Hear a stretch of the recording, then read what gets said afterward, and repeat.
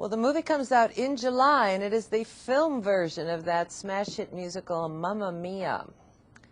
And it stars Meryl Streep in the lead role. Meryl, who has a fabulous singing voice, and she dances and, of course, acts up a storm. And Pierce Brosnan is the romantic lead, and Julie Walters and myself play Meryl's old friends. And it's just going to be a great, big summer hit, I think. Now, had you ever done Mamma Mia on the Broadway stage? No, no. In fact, I had never seen Mamma Mia. I sent my daughters to it, and they loved it, and somehow I just never got there. And then when I was cast in the role, I saw it in New York, and then I went to see the London production. I thought, oh, that's why people go again and again and again, and that's why it's an international hit, because when you're having the Mamma Mia experience, you sit there and hear one great ABBA song after another, and you relive your past. Those guys just wrote one hit after another, and they're all songs that make us feel happy and feel like dancing in the aisles, so that's what it is. Do you have a favorite ABBA song?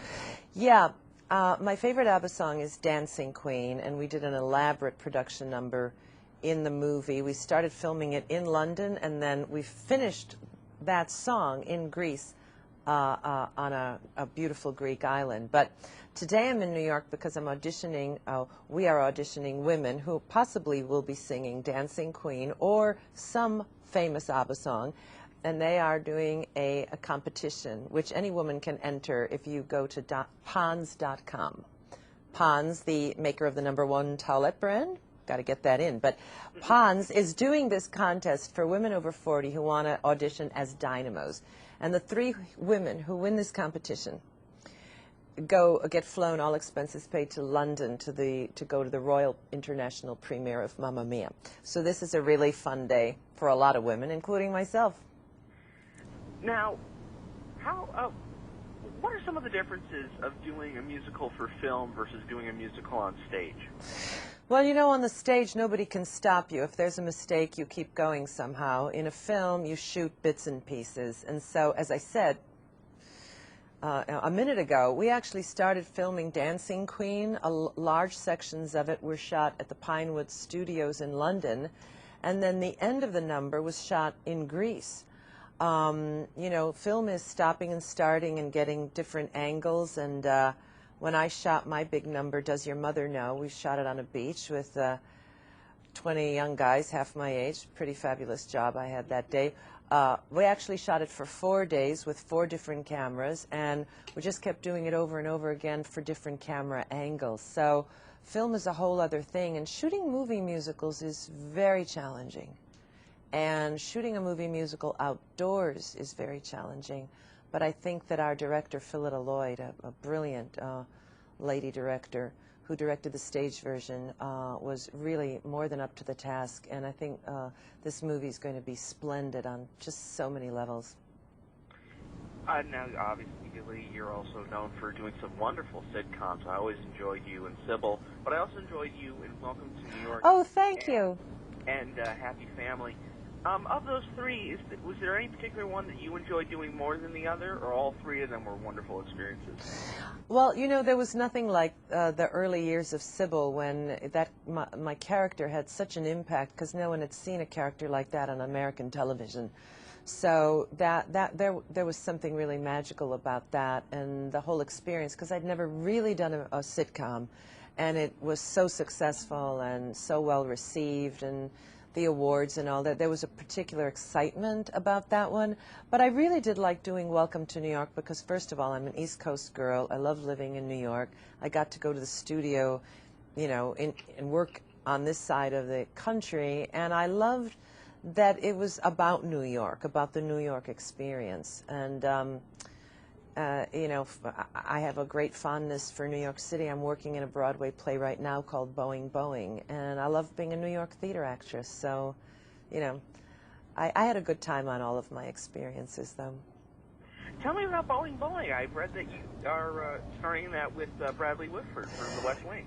Indeed. He's the male lead, along with a brilliant English actor named Mark Rylance, and it's a drop-dead French farce, doors opening and closing, you know, frenetic, hyperactivity. It's about Brad's character is engaged to be married to 3 different women who are all stewardesses of different nationalities. So needless to say, when the flight schedules change and get speeded up, he runs into some problems. And this play literally has people rolling in the aisles. And at the end, we dance a samba, and people are, dancing in the aisles as well. So I'm in 2 really good feel-good projects. How long have you been doing theater? You know, you can do the math, but I started acting in 1968, and I went to drama school in 1970. So I've been in this a long time, and I've been a very lucky actress because, I get wonderful roles, I work consistently, I'm still doing it, and, I got some of my best roles over the age of 40. I started doing musicals when I was like in my late 40s and 50s. I'm like out there. I told you I'm on a beach with guys half my age. I'm in my mid 50s and we're rocking and rolling. So today, like, this is a celebration for women over 40 to do this contest. It's like, get out there and feel like I did. Sexy, sassy, confident. Just go for it. What do you feel about the state of the Broadway right now? Do you think it's healthy and strong and you got a good audience coming? It is very strong. It is extremely strong. Business is strong, but the quality of the work, the actors who are working on Broadway now, musical performers. I just saw a stunning production of South Pacific, great production of Gypsy with Patti LuPone.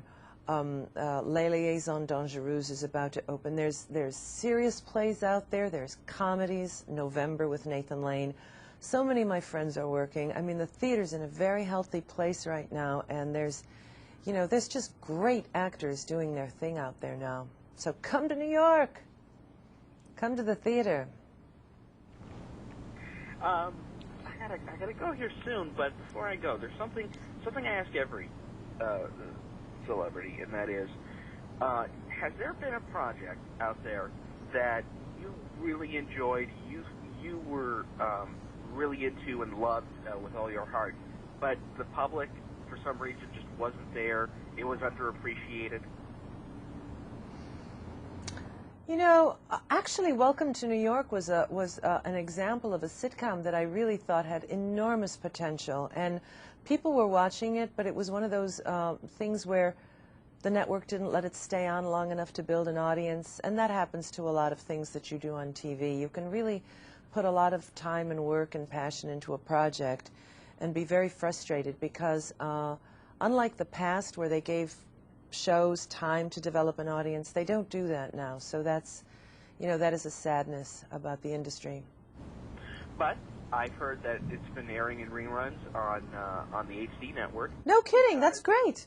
Because it also stars the wonderful comedian Jim Gaffigan. Yeah, he was wonderful. In fact, it was like his idea, the idea of the guy from the Midwest who comes to New York and is, a fish out of water. The idea of it, the central idea of it was wonderful. And I'm really sorry that didn't at least play out a year or a year and a half to develop an audience. People would have really turned on to that show.